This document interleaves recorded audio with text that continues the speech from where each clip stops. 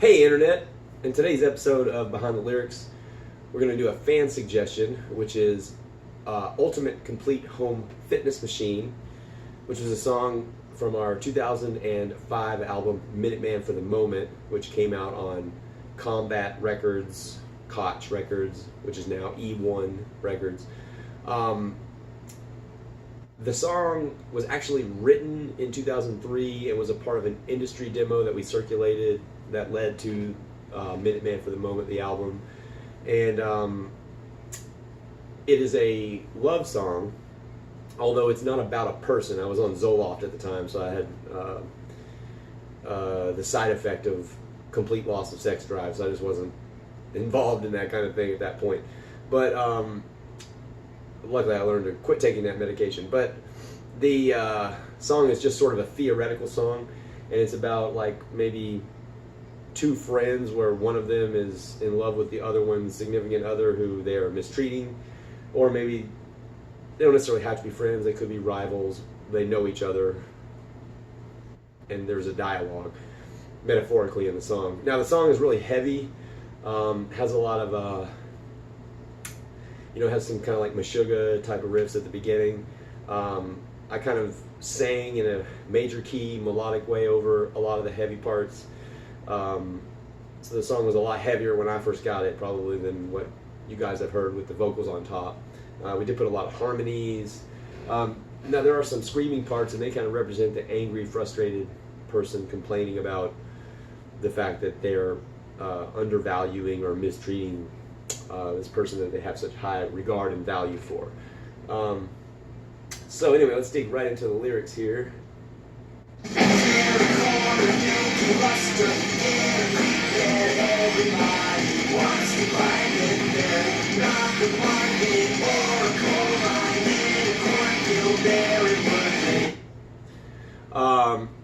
Carrot cornered, milky luster in a creek bed. Everybody wants to find it there. Not the market or a coal mine in a cornfield there it would lay lost. This is basically a person, people want to find a gym. Now the song's title, Ultimate Complete Home Fitness Machine, is a pun for gym, and the meaning of gym we're really looking at here is more like a jewel. But it's basically like a person would rather find a jewel lost and discarded in a field somewhere than they would want to find it like at a jewelry store.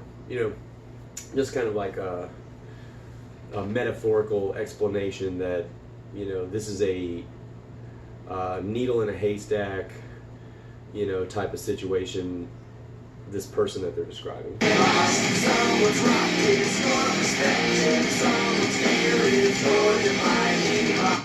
Someone's rock is your perspective, someone's fear is your divining rod. That's just kind of showing like two different ways of looking at the thing, the extreme difference between these two people's opinions on this thing.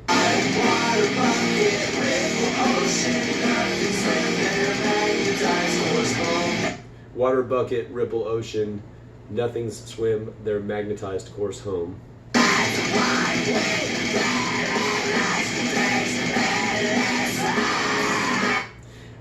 That's why we can't have nice things in this house. This basically speaks to the destructive nature of this person's disregard for this love interest. That's why we can't have nice things in this house is actually something my grandmother used to say.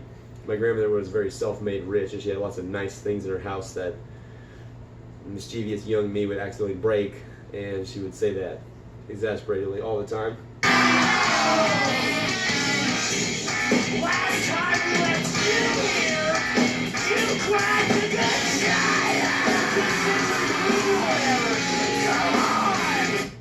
Last time we left you here, you cracked the good china. 13th century Ming or whatever, come on. It's basically like this person has done this before. They always destroy these beautiful things.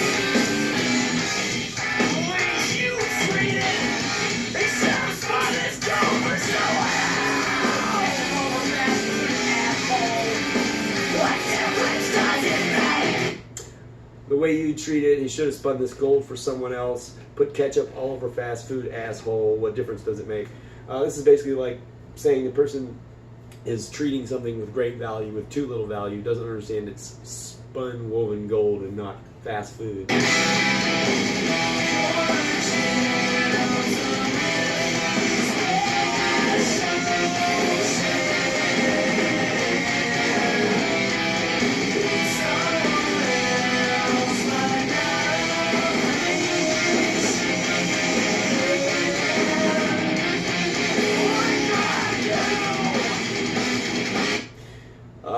You're a gem, some really special shit, and someone else might not appreciate it like I do. This person is now speaking to the love interest directly.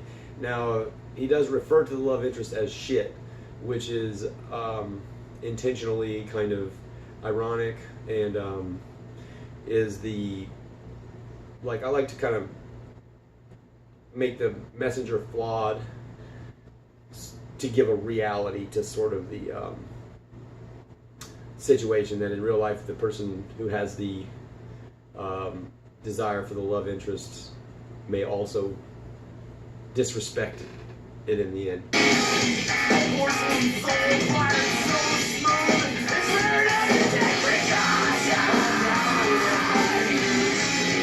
A porcelain soul fired so smooth is rare enough to take precautions. Calm down over there, Butterfingers. It's basically like, you know, portraying this person as a porcelain vase or something sculpted perfectly, and this person's over here flip-flopping around with it. God knows they're going to smash it here in a sec. It's not an action. You can't just use your flesh to occupy.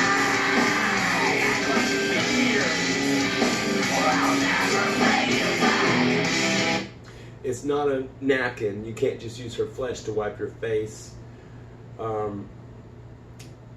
Act like you've been here, or I'll never bring you back. That's kind of like a act like you've been here. I think is kind of like most applicable. Like if you're, let's say you're hanging out in the company of celebrities, like you shouldn't like beg for autographs and make it weird. You know, like you just want to act like you've been there so that you can be there and it won't be weird. That's kind of the you know, that's not directly relevant to the song, but that's kind of like the person basically once again saying, if you can't treat this with respect, then don't do it. I'm not going to let you do it. Not that they necessarily have authority to say that in this case, but it is what it is.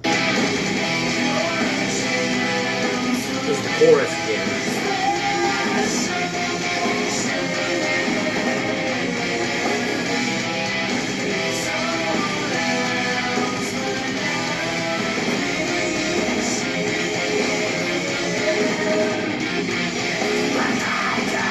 Like I do, here's on a different rhythm, and then we go into the bridge.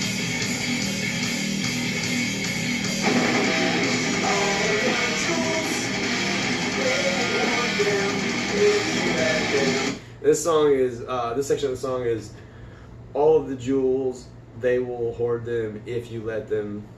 All of the jewels, they will hoard them if you let them do it.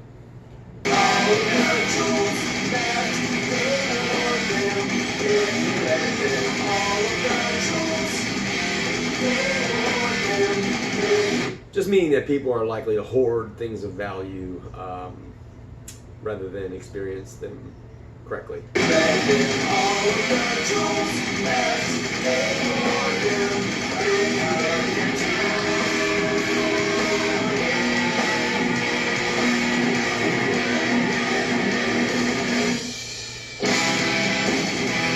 This is the chorus again.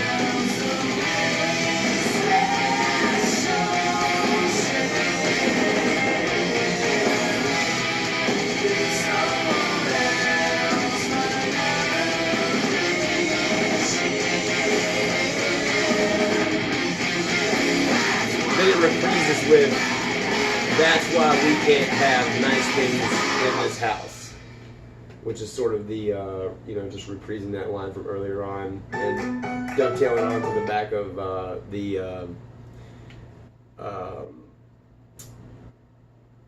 dovetailing onto the back of the chorus instead of putting in the like I do at the end of it that's in it the two previous times. It instead goes to, you know, you're a gem and you don't appreciate you won't appreciate it, and that's why we can't have nice things in this house. But anyway, that's pretty much the gist on the lyrics of where I was at when I wrote Ultimate Complete Home Fitness Machine. Appreciate it, and tell your friends about Look What I Did.